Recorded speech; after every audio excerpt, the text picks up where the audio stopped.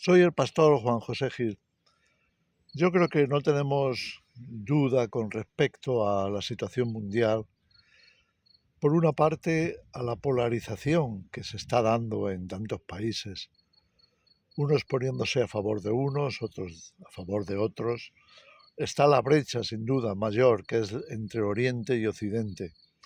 Así unos se ponen a favor de la OTAN, otros se ponen a favor del bloque este, de China, de Rusia. Y ahí se están amalgamando las fuerzas, como el mundo árabe, por ejemplo, pues está alineándose con el Oriente, a donde pertenece. No solo a nivel económico, sino seguramente también a nivel estratégico, a nivel militar, seguramente. Entonces, bueno, esa es la situación actual en el mundo. Por eso hablamos de vez en cuando de que se está preparando un conflicto, un choque de trenes, algo así como una confrontación mundial. Vamos a ver, seguimos siendo espectadores de esta historia, aunque también tengamos, por supuesto, nuestra parte en ello, no porque nos vayamos a alinear con uno o con otro, sino porque como conscientes que somos de pertenecer al reino de Dios, sabemos que tenemos una misión y que tenemos que cumplirla, la cual tiene mucho que ver con las almas, tiene mucho que ver con la predicación de la verdad, del Evangelio, y con eh,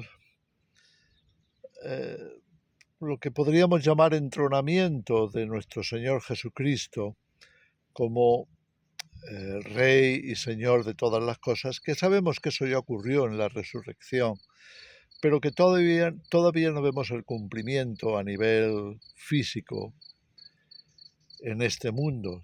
Todavía no. Pero bueno, ahí está la situación. Así está la situación mundial y así están las cosas. Se está suscitando últimamente la idea de que estén resurgiendo, ya llevan unos cuantos años hablando de esto, que esté resurgiendo o estén resurgiendo los movimientos cristianos militares. Me refiero, por ejemplo, a los templarios, que estuvieron durante siglos pues peleando esas batallas que conocemos como las batallas de la Edad Media, ahí muy activos, ¿no? Se consideraban por una parte religiosos, sacerdotes incluso, y por otra parte se consideraban militares que estaban dispuestos a, bueno, pues a pelear lo que hiciera falta, a participar de las batallas y de las guerras. Todo lo que hemos visto en la historia y que hemos visto también pues plasmado en muchas películas, ¿no? Especialmente las relativas pues a esos grandes combates que hubo en Oriente Medio con las cruzadas y todo lo que aquello supuso, ¿no? Y entonces en aquellos momentos estaban pues totalmente entregados a la lucha. Por supuesto, también se les acusó de muchas cosas, estoy hablando de los templarios particularmente, de abusos, pero no sabemos hasta qué punto, porque luego la historia la escriben los vencedores y no sabemos hasta qué punto las cosas estaban así o no. Pero bueno, aquello ya en el siglo XV, 1400 y pico, no sé si fue en 1430 o por ahí, sabemos que la orden fue prohibida tanto por el poder religioso desde el Vaticano como el poder entonces emergente que era el Imperio Español, ¿no? Pues esas órdenes fueron, especialmente la orden de los templarios, fue anulada, fue prohibida, fue ilegalizada. Pero sin duda hay un resurgimiento, ya hace tiempo. Hay un libro, Jack Breyer se llama el autor alemán, si no recuerdo mal, que escribió una obra titulada El misterio Al-Yemit o algo así. Bueno, está hablando del resurgimiento templario precisamente en Santiago de Compostela, en España. En España se sabe que hay docenas de asociaciones que se consideran a sí mismos templarias, pero en el mundo hay quizá más de 500 de esas asociaciones por todo el Mediterráneo, incluso en América, en otros lugares del mundo. Gente que considera que los valores del temple o los valores de aquellos guerreros cristianos nunca deberían de haber desaparecido porque eran personas muy de carácter estoico, muy entregados al servicio de la defensa del cristianismo y tal. Pero bueno, siempre está la disputa de hasta qué punto los cristianos realmente tienen que estar involucrados en las guerras. En el Antiguo Testamento, como todos sabemos,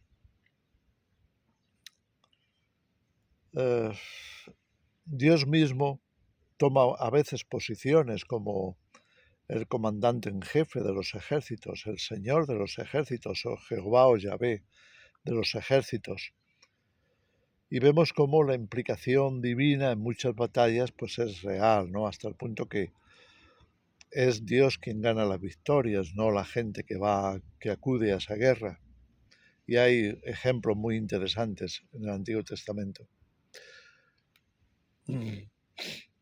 Por supuesto eran otros tiempos. Y luego cuando pasamos al Nuevo Testamento, pues encontramos lo que podríamos considerar la visión pacífica que realmente Dios quiere instalar en los creyentes, que es de conquistar almas, no necesariamente países o instituciones o cuerpos en fin, no es tanto lo terrenal como lo espiritual, porque sin salvación, sin redención, pues de poco serviría el ganar el mundo entero, como dijo Jesús.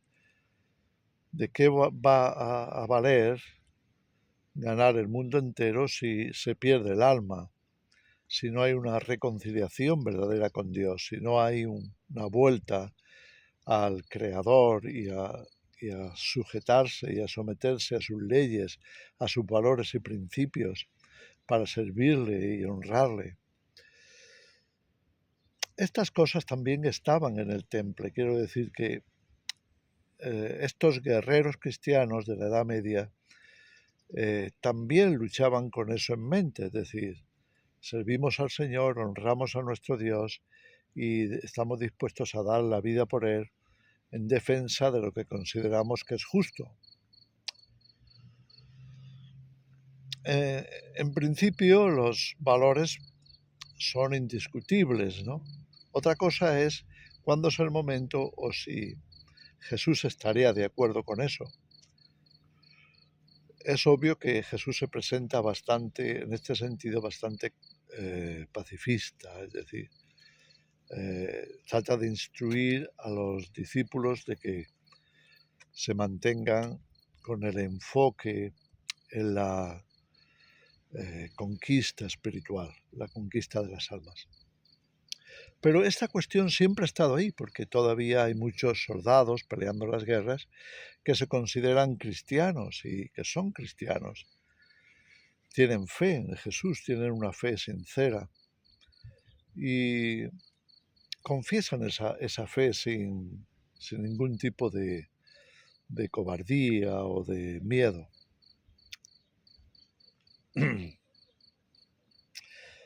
Bueno, esta cuestión parece estar siempre latente y aparece de vez en cuando como algo así como ¿qué hacemos con esto, no?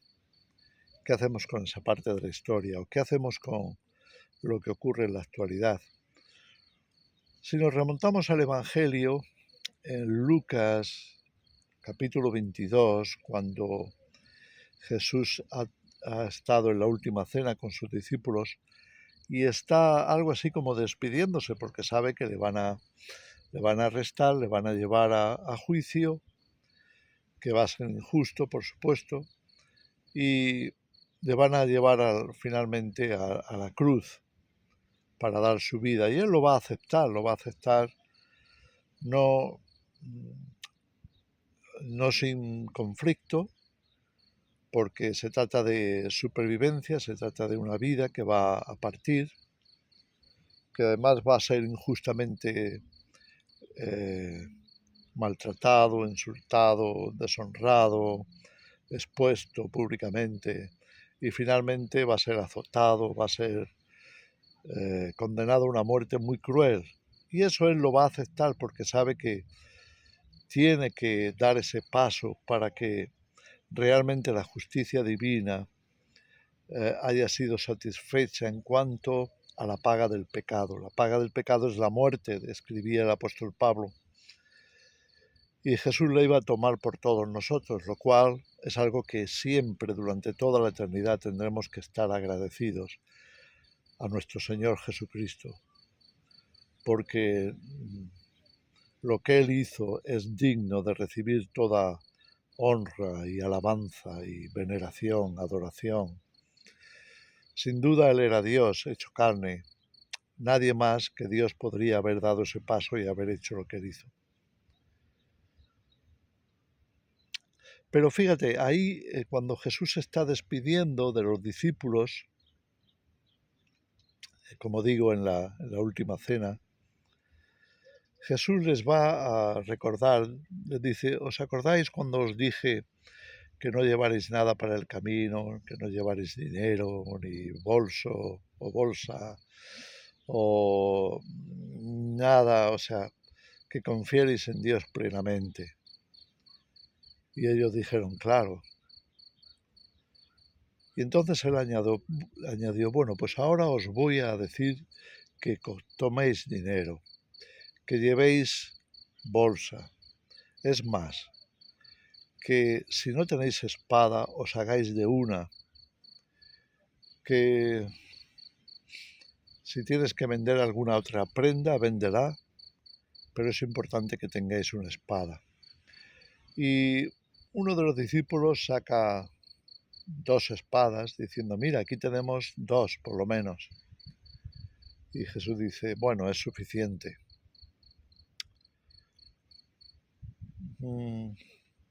¿Sabes? Esta especie de misterio, ¿no? ¿Por qué diría Jesús eso? ¿Es que Jesús estaba a favor de la guerra? ¿Es que Jesús estaba a favor de la defensa? ¿Es que Jesús estaba...? Porque otras predicaciones o enseñanzas del Maestro de Jesús parecen indicar todo lo contrario. Por ejemplo, nos dice que amemos a nuestros enemigos. Ahora, cuando lo analizas a fondo, te das cuenta de que, bueno, amar al ser humano, amar a los hombres, amar incluso a nuestros enemigos, forma parte de los valores divinos.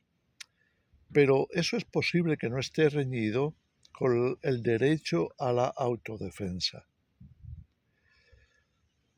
Una cosa es que veas que, bueno, te atacan a ti y tú escoges no pelear y dejar el resultado a la conciencia de cada uno.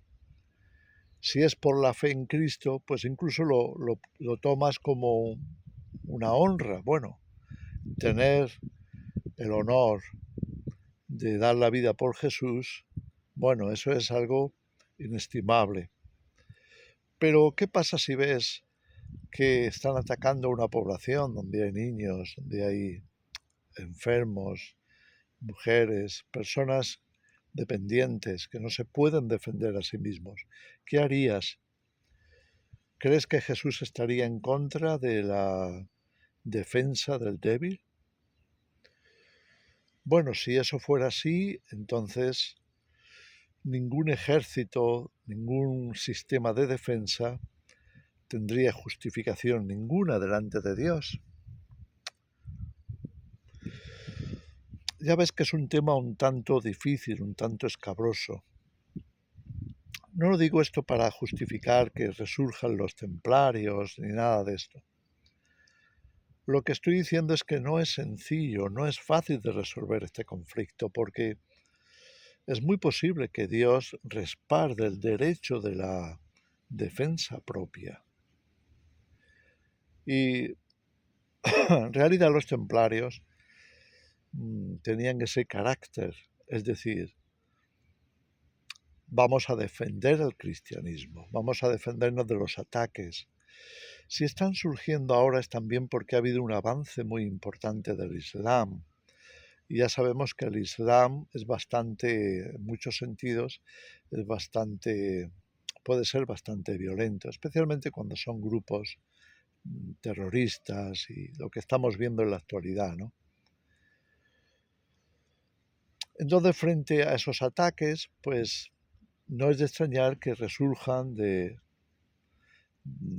cristianismo, pues estos grupos que quieran plantarse firmes frente a esos combates, esos ataques, que los consideran ataques contra la fe cristiana, ataques contra el cristianismo en el mundo. En fin, repito, no es un tema fácil, es un tema complejo. Y desde luego cuando vamos a Apocalipsis, Jesús también da una advertencia ahí en el libro. Cuando estamos en pleno gobierno de la bestia, como es Apocalipsis 13, Apocalipsis 14 y demás. En ese gobierno bestial, nunca mejor dicho, por supuesto vamos a vernos tentados a utilizar las armas en defensa, como digo, de los niños, de los débiles, en defensa propia incluso. Ahora Jesús advierte ahí que deberíamos de tomar nota que el que a hierro mata, a hierro muere. Es decir, tenemos que ver si eso es realmente lo conveniente o no, porque de todas formas el reino de Dios estará a punto de venir a la tierra. Morir por Cristo será un honor, dar la vida por Él será un privilegio. Y sabemos y estaremos conscientes de que falta muy poquito para que Jesús regrese y el reino celestial, el reino de Dios, la paz verdadera basada en la justicia auténtica, eso va a llegar, va a venir y vamos a estar finalmente en las condiciones óptimas para la vida. Y por otro lado, Jesús, hablando en ese momento a los cristianos, dice, es hora de tener paciencia y tener confianza. Aquí está, leemos textualmente en Apocalipsis, aquí está Apocalipsis 13, Apocalipsis 14, aquí está la paciencia y la fe de los santos. Entonces, aunque incluso tuviéramos el derecho de la autodefensa delante de Dios, y creo que eso es un derecho natural, que está reconocido además por todo el género humano, entonces forma parte de esa ley natural, ¿no? Y lo podríamos ejercer, sin duda, pero en consideración a los tiempos, en consideración a que Dios ha permitido que la bestia imponga su reino y desate su batalla contra los creyentes, a los cuales va a vencer, de acuerdo con la Escritura también.